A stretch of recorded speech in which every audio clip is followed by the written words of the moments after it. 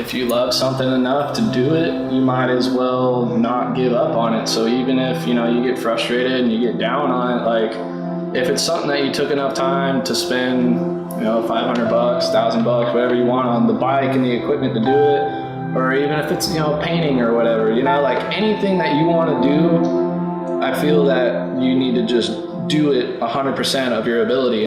Allow me to introduce myself.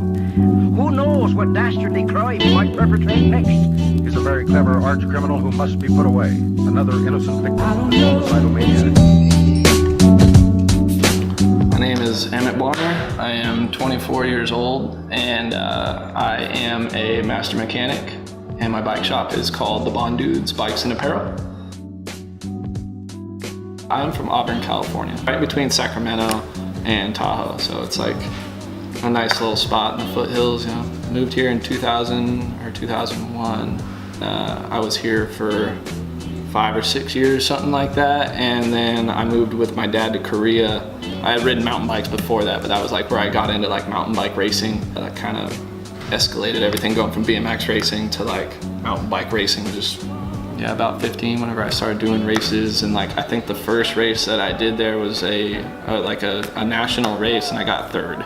Sure, my dad was an influence. I mean, he taught me and my brothers when we were little kids. He was like, when you stop shitting your pants, I'll take you snowboarding. So like we all figured out how to use the crapper really quick. Like he would wake us up in the morning and be like, you want to go to school or you want to go snowboarding? So, and we went to year-round school, so we would have like a couple months off, and like my parents were always like involved with the school, so if we were gone for a morning, like they'd be like, oh, yeah, that's fine, Bonners, let them go, you know, just kind of wave us off somehow. I don't know how that worked out, but it did.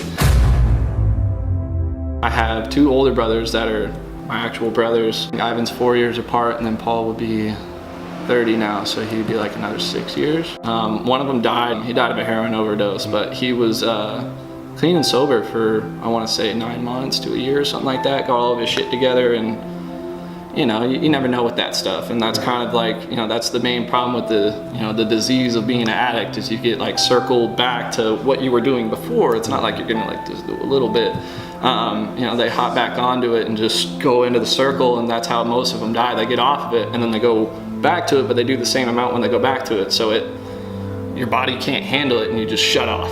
And so I know that's, you know, what he was doing. My older brother, who was the middle brother, we were on our way to Europe. We were actually in the car on the way to the airport, and we got a phone call from his roommate, and he was like, I just found Paul dead in his bed, like, I don't know what to do, like, what the hell's going on? Like, I got the phone call, and then like somehow my parents were like awake, because it was the middle of the night for them, and at the time my dad lived in Italy, and so we were going to visit them. My mom got on the phone. I don't remember how it all kind of happened, but my brother started freaking out. He's like, Eric, we gotta drive back. Our friend was driving us to the airport.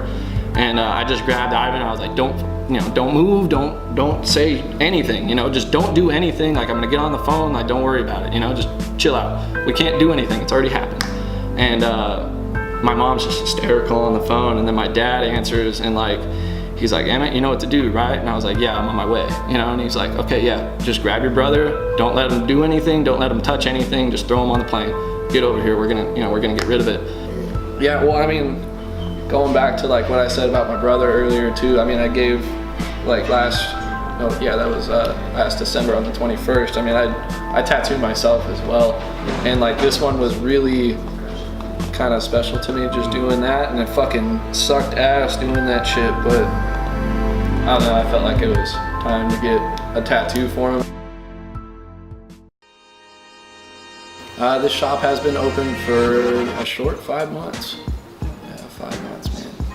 It's been a pretty fun adventure to get here. It got built in 3 and been running for 5, and it's already completely cycled through every bit of product that was in here, completely gone through all of it, which even shops that I raced for or worked at before, like, stuff would just sit forever, you know what I mean? But everything that I've gotten in here is very specifically picked. So everything is just what's relevant at the time for the most part. There's a few constants that everybody likes, but I've tried to make it to where, you know, everything is maybe 2 or 3, you know, units in the shop. And that's what people mostly want, you know what I mean? They always want what you can't get. So that's what I have, is what you can't get. Yeah, it's all really home cooked, like really, you know, specific pieces of equipment that like the pro riders or the heads of the company will make just because they know that that's something that the people need at that time.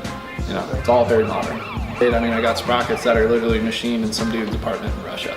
Like, nobody has that, you know what I mean? Nobody has that. All the apparel as well, I try and get everything that's printed in Houston or is made by hand somewhere or something like, I mean, the pants themselves, like I carried it in a backpack back from Bali. Like, when I was hurt still, like, threw like a big pile of them, like 40 of them in a backpack, came back. So anywhere that I go, like I'll try and pick up, like, say I make my own jewelry, I pick up the rocks from like when I go on a trip somewhere. Like I say, I go up to Colorado or California or whatever, I'll pick up some type of rock that I find there, or I'll go into like a rock shop that has something a little bit more specific that you can't get anywhere else, and I'll bring that back. Or I'll, you know, like I said, going back to Vegas, like I'll go and pick something up that just is completely one-off, or it's the first one that's ever made, so I'll pick that one up and people are like, I want to have it first.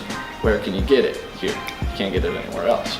It's definitely a very community-oriented thing. Like, I mean, even, you know, other shops, rival shops, like, I don't care, you know what I mean? Like, I go to events and I still talk to them and do all this. Like, other people that ride for other shops or that are pro riders or whatever, like, I still will support them if they're in town and they're doing something that is with the community. I'll give them a set of tires if their tire is ripped. I don't care if they take it off in an hour or not. Like, I'll give you a tire.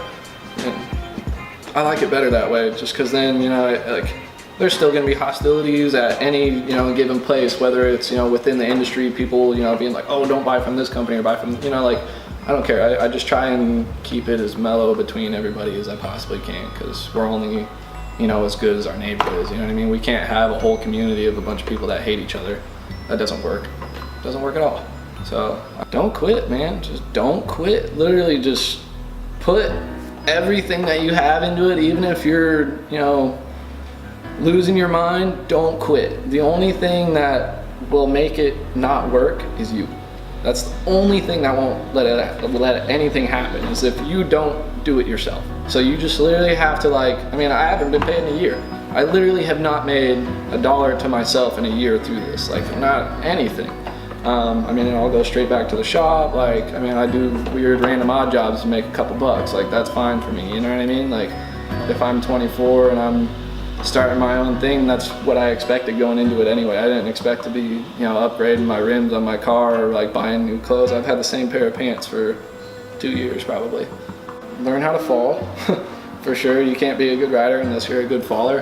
But again, I mean, the same way of, if you love something enough to do it, you might as well not give up on it. So even if, you know, you get frustrated and you get down on it, like, if it's something that you took enough time to spend, you know, $500, $1,000, whatever you want on the bike and the equipment to do it, or even if it's, you know, painting or whatever, you know, like anything that you want to do, I feel that you need to just do it 100% of your ability. And then if you're riding your bike, like, I mean, don't just go out and half-ass it. Like, if you want to learn something, just do it until you land it.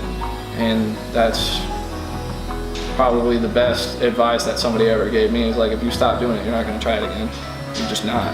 You'll be like, ah, all right, cool. Unless your bike is broken and you're broken, don't quit. Like, just don't. Like, it's not worth it, because then you're going to go home and you're going to be like, oh, I wish I did. No, just don't quit.